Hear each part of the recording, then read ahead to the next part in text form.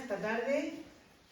Recordemos que estamos todavía en la tormenta porque estamos en el Viernes Santo. Hemos puesto aquí la imagen de Jesús en la barca con la tormenta todavía y aquí Jesús crucificado con la corona de espinas.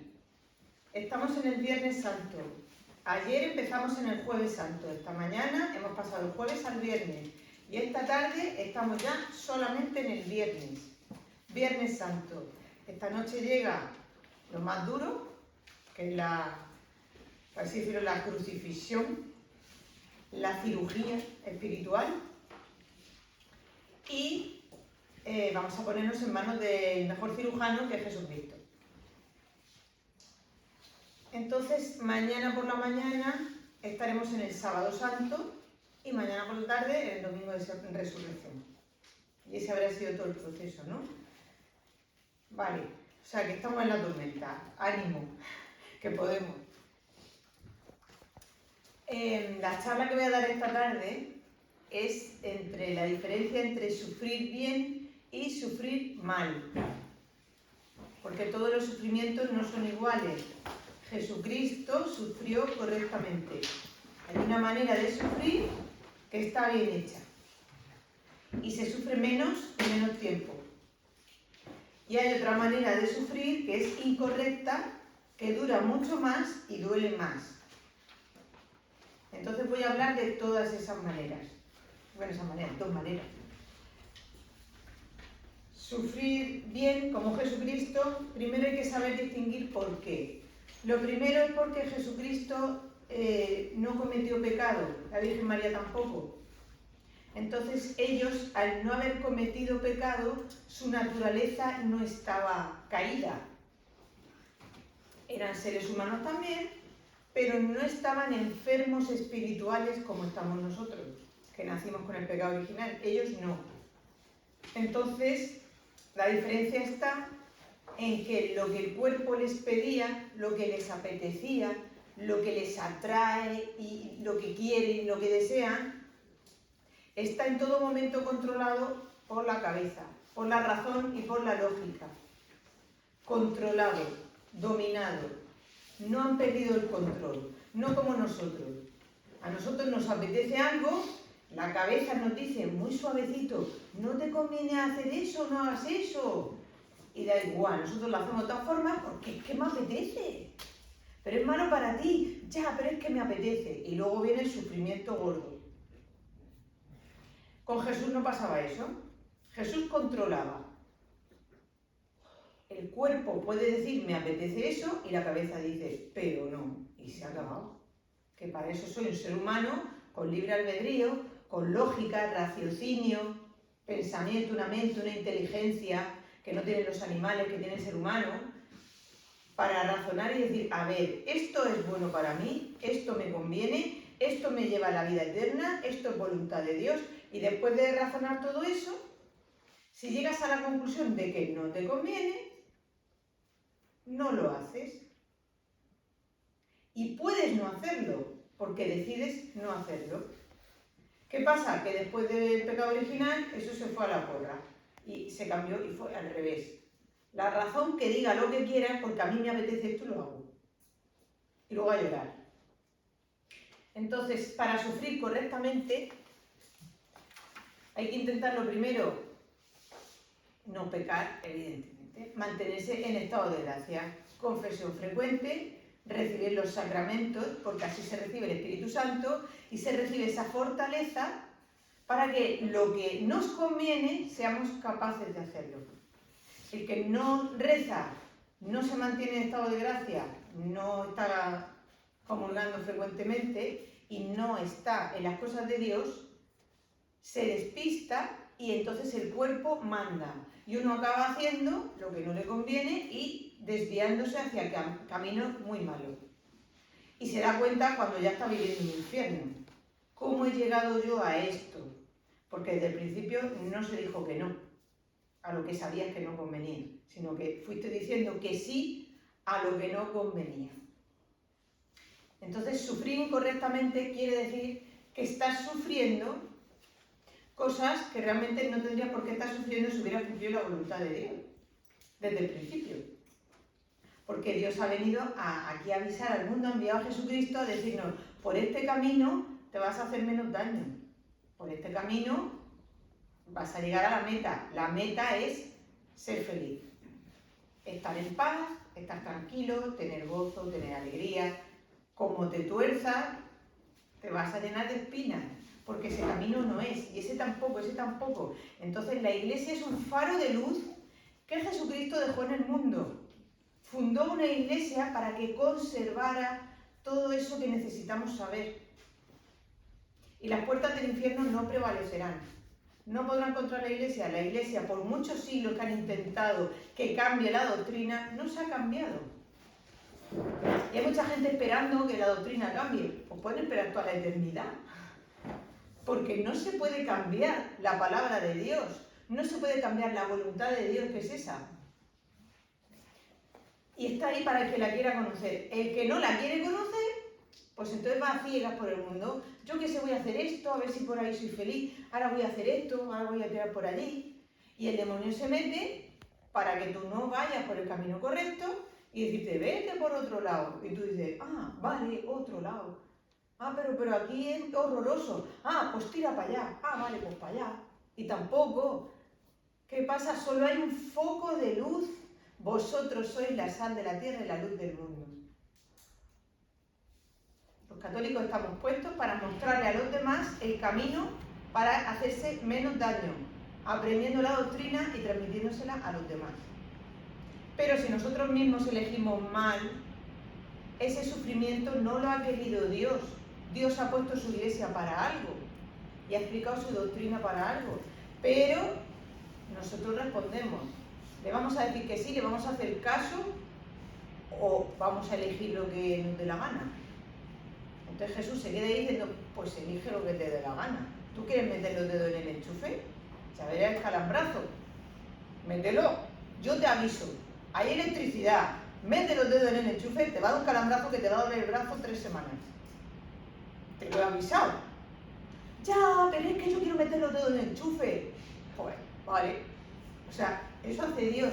Respeta que nosotros elijamos un sufrimiento que Dios no quiere, porque nos está avisando, por ahí no, pero lo respeta. ¿Qué pasa? Mete el dedo en el enchufe, se me ha quedado el brazo negro. ¿Qué ha pasado aquí? Pues ha pasado que has elegido mal. Pero ese sufrimiento que tienes después de ese pecado, de haber escogido mal, no es un sufrimiento elegido por Dios. Dios había avisado con tiempo de sobra, con personas alrededor tuyo. Y nosotros tenemos la suerte que estamos en España, que es un país católico. En otros países lo tienen más difícil, porque no son católicos y tienen menos acceso a los sacramentos. Pero aquí ya, porque nosotros somos así. Se nos va a pedir cuenta luego. Yo te he avisado. ¿Qué ha pasado? Claro, es que mira, estoy sufriendo. Vale, pero ¿por qué estás sufriendo? ¿Dios ha dicho, métete en el enchufe y que te duele el brazo? No. Ha dicho, no vayas por ahí, no hagas eso, ni se te ocurra.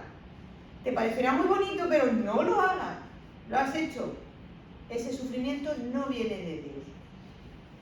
Se sufre incorrectamente cuando se escoge un sufrimiento voluntariamente.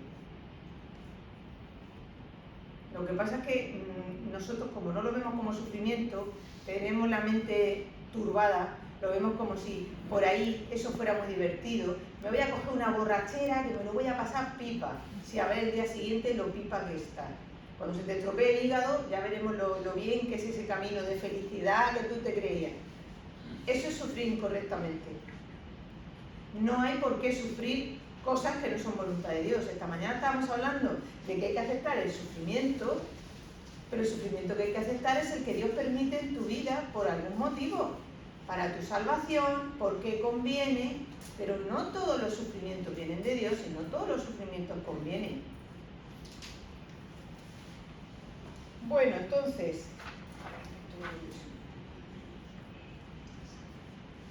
la voluntad también se va estropeando. ¿Qué pasa?